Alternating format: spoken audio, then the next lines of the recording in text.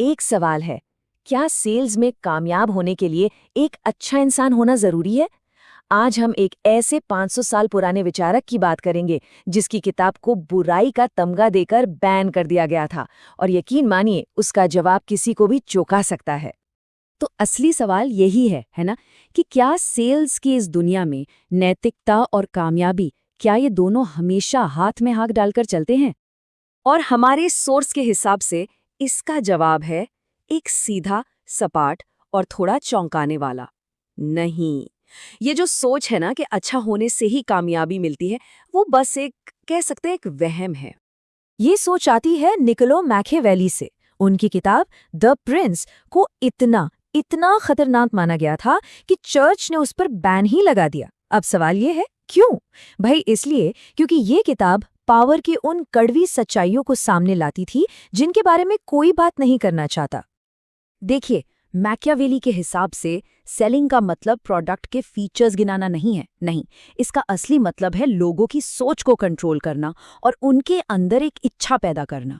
तो चलिए देखते हैं कि उनका पहला सिद्धांत इस काम को कैसे अंजाम देता है। तो पहला सिद्धांत है पसंद का भ्रम, या द इल्यूजन ऑफ चॉइस। जरा सोचिए, क्या हो अगर लोगों को लगे कि फैसला वो खुद कर रहे हैं, जबकि असल में हर नतीजा आपके कंट्रोल में हो।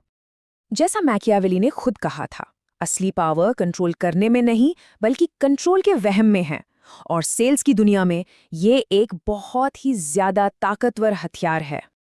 अच्छा, अब देखिए ये काम कैसे करता है।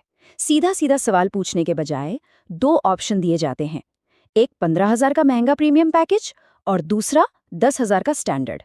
अब ये जो 15,000 वाला ऑप्शन है ना, वो 10,000 वाले को फौरन जायज बना देता है। इसे कहते हैं एंकरिंग इफेक्ट, एक बहुत ही जाना माना कॉग्निटिव बायस। कस्टमर को लगता है कि चुनाव उसने किया, पर नतीजा तो पहले से ही तय था। चलिए अब आते हैं दूसरे सिद्धांत पर, और ये इंसान के दिमाग की एक बहुत गहरी सच्चाई पर टिका है कि हमें कुछ पाने की खुशी से कहीं ज्यादा उसे खोने का डर सताता है कि नहीं? मैकियावेली की ये जो मशहूर लाइन है वो सेलिंग पर एकदम फिट बैठती है। जब तक कस्टमर के मन में कुछ खोने का डर नहीं होगा, तब तक वो खरीदने के लिए आगे नहीं बढ़ेगा। तो सवाल ये उठता है कि ये डर पैदा कैसे किया जाए? तो हमारा सोर्स इसके 3 क्लासिक तरीके बताता है। पहला, कमी पैदा करना, जैसे बस 2 ही पीस बचे हैं। दूसरा, सोशल प्रूफ, आज सुबह ही एक और बिका है। और तीसरा, टाइम लिमिट, कल से दाम बढ़ने वाले हैं। ये तीनों ही तरीके सीधे हमारे दिमाग के उस हिस्से पर वार करते हैं जिसे कुछ भी खोना पसंद नहीं। और यही तो इस टेक्निक का कमाल है। इस्तेमाल तो डर का हो रहा है, लेकिन उसे पेश ऐसे किया जा रहा है जैसे ये कोई देखभाल हो, कोई फिक्र हो। भाई, हम नहीं चाहते कि आपका नुकसान हो, कि आप ये मौका गवा दें। देखा, डर को बड़ी चालाकी से एक अच्छी भावना में बदल दिया गया। एक बात तो पक्की है, लोग किसी परफेक्ट सेल्समैन से सामान नहीं खरीदते, लोग उनसे खरीदते हैं जिन पर वो भरोसा कर सकें। और तीसरा सिद्धांत इसी भरोसे, या यूं कहें कि दिखावे की ईमानदारी का बड़ी समझदारी से इस्तेमाल करने के बारे में है। यहाँ पर मेन पॉइंट ये है कि जो दिखता है वही बिकता है, मतलब धारणा ही सच्चाई है। कोई असल में कैसा है इससे ज्यादा फर्क नहीं पड़ता, फर्क इस बात से पड़ता है कि वो दिखता कैसा है। असली खेल तो रणनीतिक तौर पर सच्चा दिखने का है। तो सवाल है, ये किया कैसे जाए? एक तरीका है, कस्टमर को सस्ता वाला ऑप्शन सुझा दो। इससे उन्हें लगेगा कि अरे ये तो हमारे पैसे बचाना चाहता है। या फिर प्रोडक्ट में जानबूझकर कोई छोटी मोटी कमी बता दो, जैसे हाँ ये थोड़ा भारी जरूर है लेकिन इसकी ड्यूरेबिलिटी का कोई जवाब नहीं। बस इतना करते ही आप उनकी नजरों में ईमानदार बन जाते हैं और भरोसा तुरंत कायम हो जाता है। अब आते चौथे सिद्धांत पर, और ये शायद सबसे ज्यादा जरूरी है, फ्रेम को कंट्रोल करना। सीधी सी बात है, जो बातचीत का नजरिया सेट करता है वही सेल को कंट्रोल करता है। कभी भी डिफेंसिव मोड में नहीं जाना है। चलिए एक सिचुएशन लेते हैं। मान लीजिए किसी प्रोडक्ट की कीमत है 50,000 रुपए और कस्टमर कीमत देखकर झिझक जाता है, कहता है अरे ये तो बहुत ज्यादा है। अब ऐसे में क्या जवाब दिया जाए?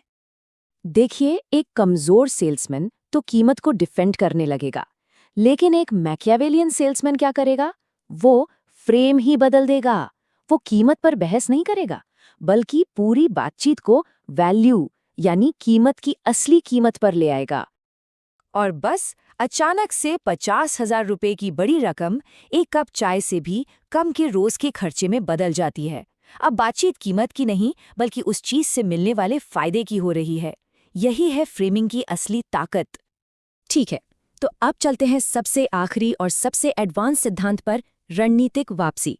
ये एक ऐसा दांव है जिसे 99% लोग कभी समझ ही नहीं पाते, क्योंकि हमारी आम सोच के बिल्कुल खिलाफ जाता है।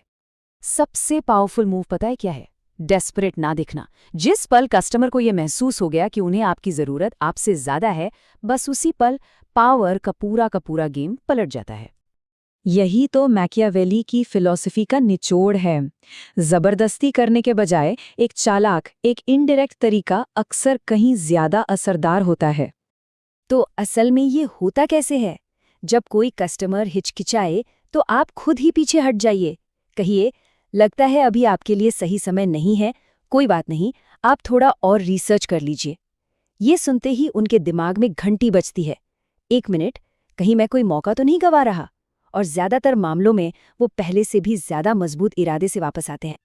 आखिर में ये समझना बहुत जरूरी है कि ये सारे सिद्धांत सिर्फ प्रोडक्ट बेचने तक सीमित नहीं है। नहीं, ये साइकोलॉजी, परसुएजन और पावर डायनामिक्स के बारे में है। ये नेगोशिएशन में, लीडरशिप में, यहाँ तक कि हमारे पर्सनल रिश्तों में भी लागू होते हैं। तो आखिर में एक बात याद रखनी चाहिए, जिंदगी भी एक तरह की सेल ही है।